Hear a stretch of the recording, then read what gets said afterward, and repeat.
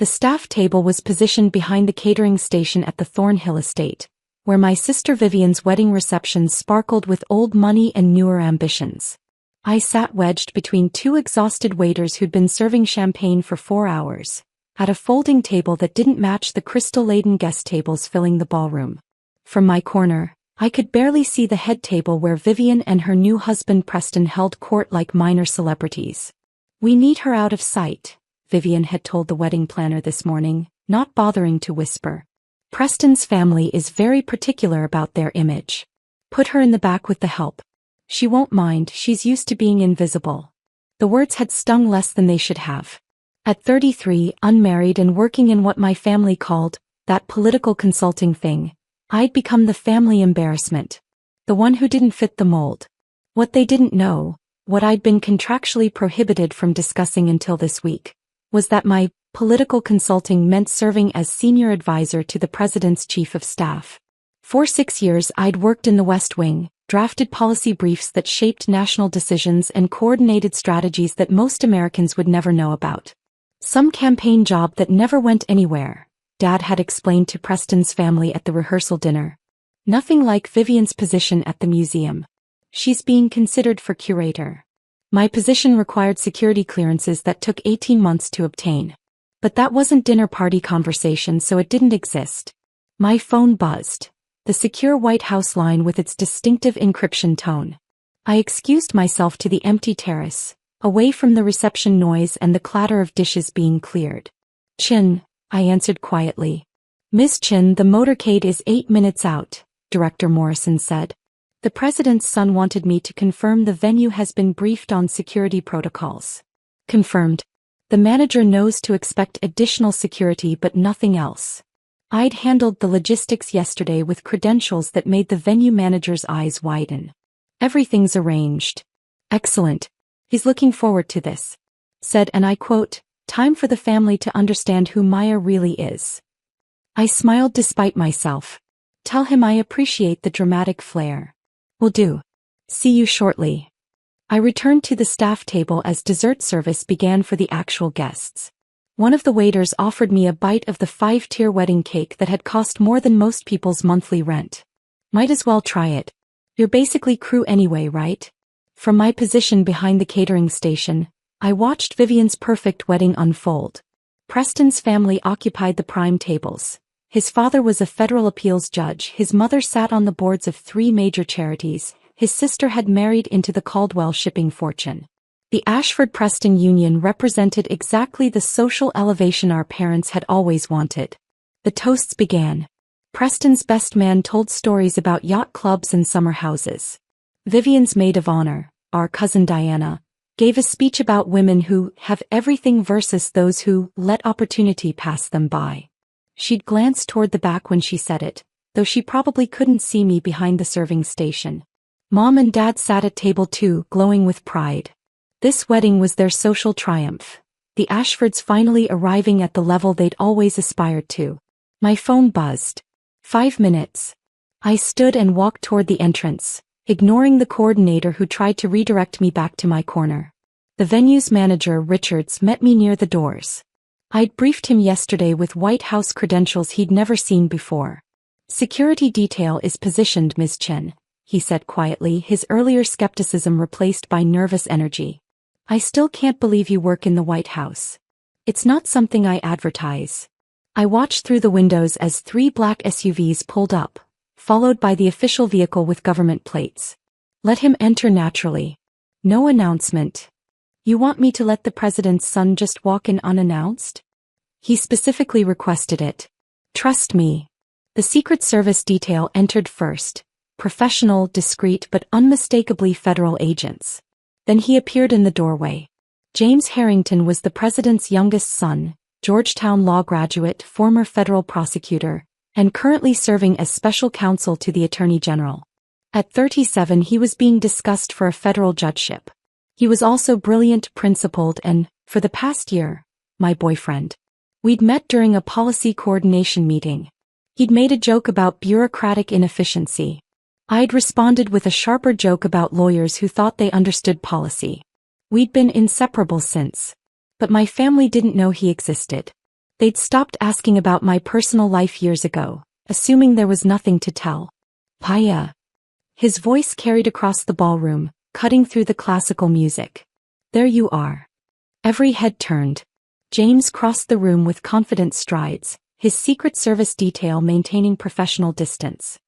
He walked past table 2, where Mom had actually gasped, past the head table where Vivian's fork froze halfway to her mouth, past all the society tables filled with Preston's important family, straight to the staff table behind the catering station. He pulled me into his arms and kissed me, not dramatically but with the casual intimacy of an established couple. Sorry I'm late. The meeting with Justice Department ran over.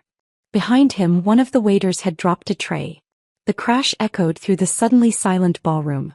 Preston's father, the federal appeals judge, had stood up from his chair, his face cycling through recognition and shock. You didn't have to come all the way out here, I said, following our loosely planned script. Are you kidding? Miss your sister's wedding? Besides, I wanted to meet the family you've told me about. He glanced around, taking in the staff table, the folding chairs, the position behind the serving station. Though I'm curious why you're seated back here. Usually the sister of the bride gets a place of honor. The silence was absolute. Richards appeared, suddenly professional. Mr. Harrington, we weren't informed of your attendance. We have a table prepared.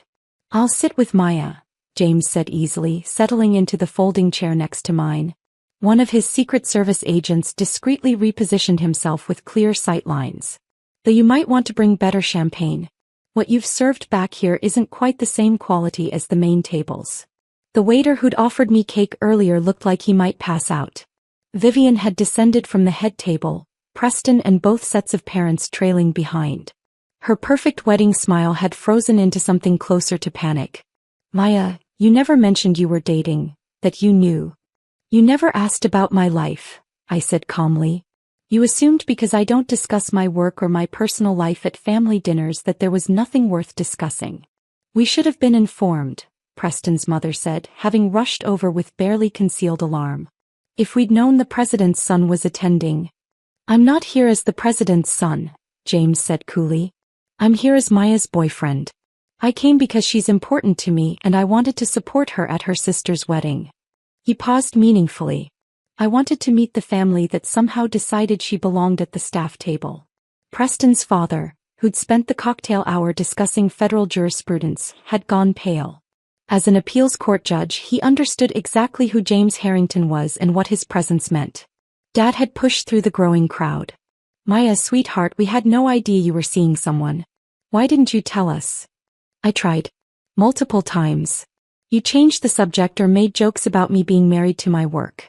You stopped inviting me to bring anyone to family events because you assumed I'd always be alone. Mom's face crumpled.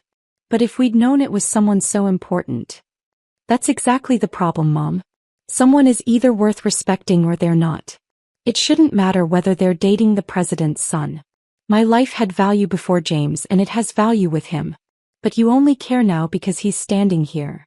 James stood and the room instinctively quieted. He had that effect. The combination of natural authority and the weight of his position. Maya Chin is one of the most brilliant policy minds in Washington. She's drafted legislation that's passed Congress. She's advised on Supreme Court nomination strategies. She holds security clearances most government officials never achieve. He turned to Vivian. Your sister works 80-hour weeks in the West Wing. She's briefed the president personally. She's been in the Situation Room during national security crises. But I suppose that's less impressive than museum curation.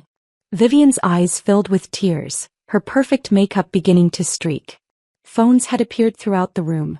The president's son at a Virginia wedding was already trending on social media. Society photographers who'd been hired to capture Vivian's triumph were now scrambling to understand this unexpected development. Preston's sister, the one who'd married into shipping money, approached with visible uncertainty. Maya, I had no idea you worked at that level.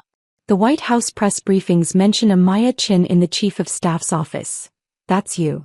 It is, James confirmed before I could answer. She's been there for 6 years. He's invaluable.